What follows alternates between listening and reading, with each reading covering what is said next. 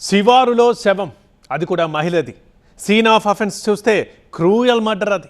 స్పాట్లో మృతదేహం తప్ప మరే ప్రూఫ్ దొరకలేదు. అలాగని వదిలేయలేదు పోలీసులు. పట్టు వదలని విక్రమార్కుల్లా శోధించి సాధించారు. ముగ్గురు కామంతుల్ని కటకటాల వెనక్కి నెట్టారు. ఇందుకీ వాళ్ళ క్రైమ్ సీన్ని పోలీసులు ఎలా రివీల్ చేశారు? హైదరాబాద్ కిస్మత్పూర్ ఏరియాలో గుర్తు తెలియని మహిళ దారుణ హత్యకు గురైంది. ఆనవాళ్లు దొరకకుండా మృతదేహాన్ని మూసీ నదిలో పడేసి వెళ్లిపోయారు. ఈ నెల 16న జరిగింది ఈ దారుణం. మృతదేహంపై దుస్తులు లేకపోవడంతో రేప్ అండ్ మర్డర్ గా పోలీసులు అనుమానించారు. స్పాట్లో డెడ్ బాడీ మినహా మరే ఆధారాలు లేవు. బట్ పోలీసులు ఈ కేసును ఛేదించారు. చెడబుట్టిన కొడుకుల్ని అరెస్ట్ చేశారు. ఇంతకీ పోలీసులు పెట్టిన ఎఫర్ట్స్ ఏంటి? అత్తాపూర్లో అపస్మారక స్థితిలో ఉన్న మహిళను దుర్గారెడ్డి అనే వ్యక్తి కిడ్నాప్ చేశాడు.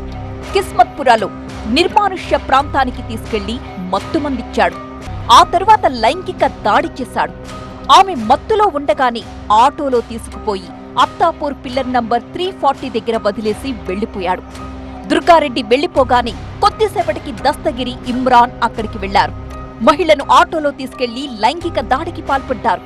అయితే సరిగా సహకరించడం లేదు అన్న కోపంతో కొట్టి చంపేశారు.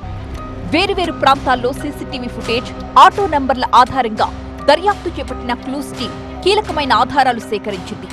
మర్డర్ మిస్టరీని ఛేదించింది.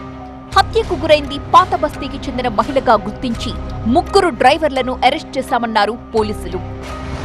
మనకి 12 o'clock టైంలో ఇక్కడ అన్నోన్ లేడీ వస్తున్నారని మనకి ఇన్ఫర్మేషన్ ఇక్కడికి వచ్చి చూస్తే 25 to 30 years మధ్యలో ఒక లేడీని చంపి ఇక్కడ అవాండెడ్ చేసినట్టుగా సీన్ బట్టి చూస్తే వేరే దగ్గర చంపేసి ఇక్కడ పడేసినట్టుగా అనిపిస్తుంది.